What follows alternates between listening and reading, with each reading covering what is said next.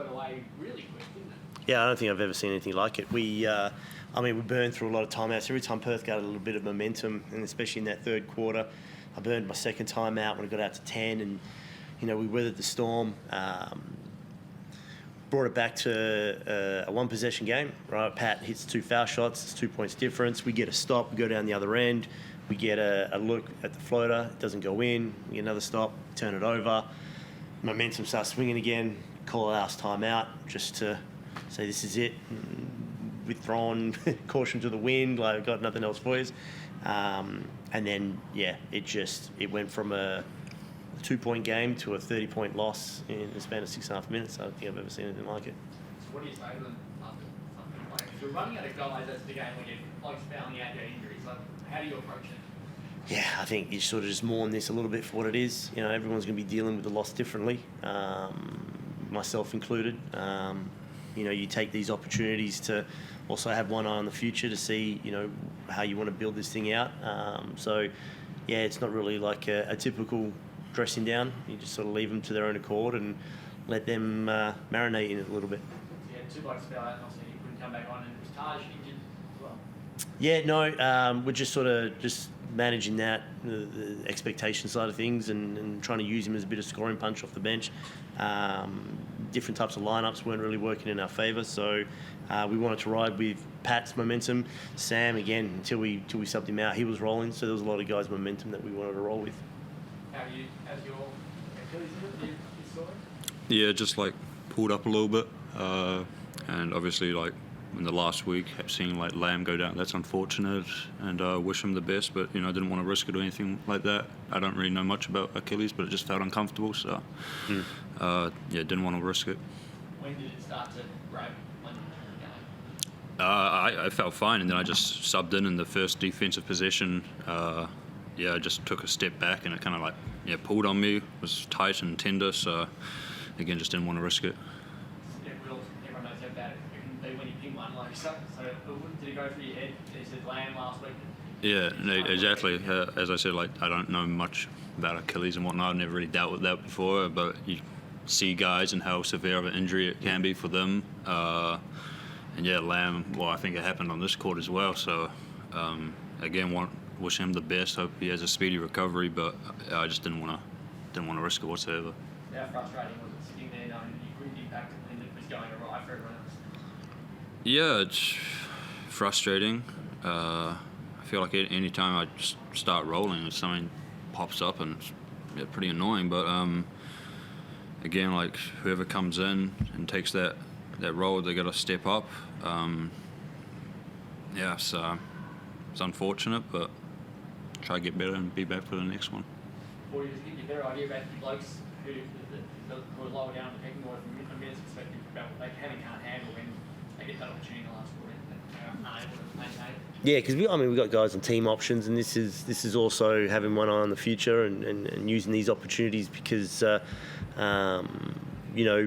are out of the play-in. We definitely had our opportunity probably around 16 and dropped it.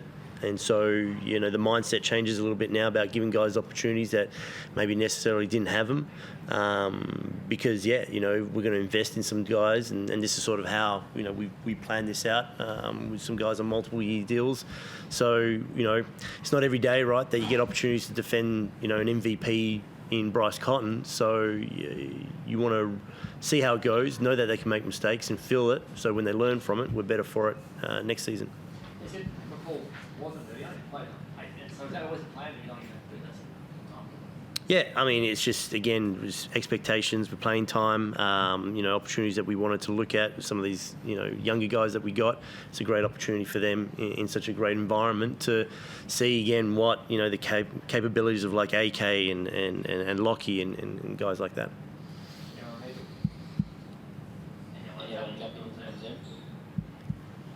Yeah, just quickly. Sam, you look like you're a man on a mission out there tonight.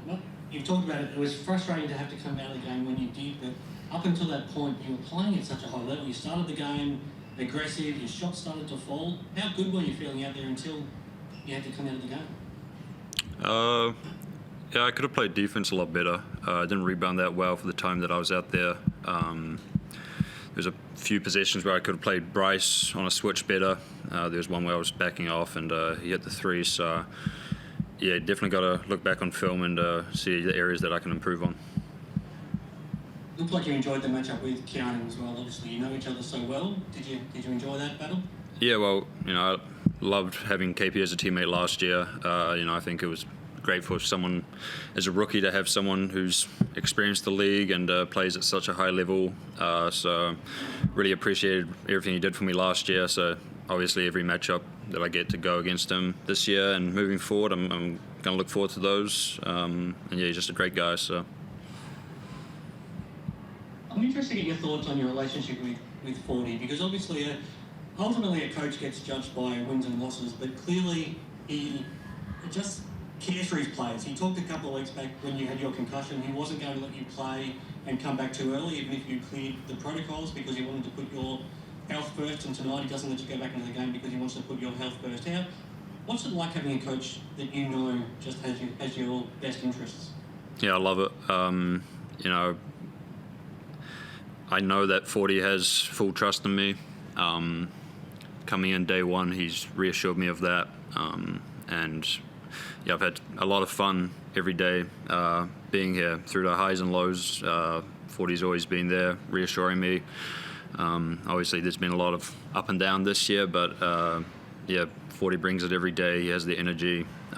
So I've loved it so far here, and yeah, hopefully can enjoy, next year and whatnot with him. And Forde, just your thoughts on Sam. I mean, we saw a glimpse of what he can give you tonight, but we know what he's capable of, and obviously you want to build this team around him. That's why you lock him in. I don't know if anything's official yet in that regards, but my hope is that yes, we can lock him in. I've never really had the, like when you talk about a higher level thinking big that gets it and has a point guard brain. Tonight, right, he showed what he's capable of doing on the floor and virtually, taking a game over for a stretch that he did. So, that's a really important piece that, want to build the rest of the team around. And I know he'll be an important part of my future and longevity as a head coach. So, yeah, the more I can entrust in Sam and get him the pieces that fit to make him the exceptional player that he is and the leader that he is, I'm excited by that prospect. I know you've talked a lot about Taron already and his potential, but it doesn't always show up in the numbers. But I thought he took another step forward tonight. I thought he had a really good game. And again, I've said this multiple times, he's really special. There is a chance, right, that he's going to go to these NBA workouts and do really well. Selfishly, I hope he comes back because, tap outs off the rebound, right? Like the hustle plays that he produces. It's important that we put pieces around him, again, for similar to Sam, where guys can thrive. And so, he really is special. I'm not trying to just throw that word out. He goes, his mindset, his delivery, how he approaches the game, his professionalism, and he's still just a young man. I'm excited to see what his journey is, and I'm very appreciative just to be part of it. Nice dunk too. I didn't see that. We'll have to have a look. Go back. Just lastly, you've done so well against Melbourne first two times this season. How do you approach this last game now, and what are you hoping to see outside of a win, obviously? Yeah, similar tonight. We've got one eye on the future. So, there's some guys that we want to give opportunities. When we roll into these exit interviews with options, we want to have a pretty good idea of, what type of feedback we can give them. So, Melbourne are rolling. They're fantastic defensively, and regardless, if it's a dead rubber or they've locked up number one, or they're going to come in with a championship mindset and well coached, well drilled, great team. So again, just another good opportunity for us to see what we got, but also more importantly, it's a home game. So we haven't won since that buzzer beater in Illawarra, so it's important to try and finish out the season on a good note. Thanks very much, guys. Thank you. Beautiful. Thank you. Appreciate it.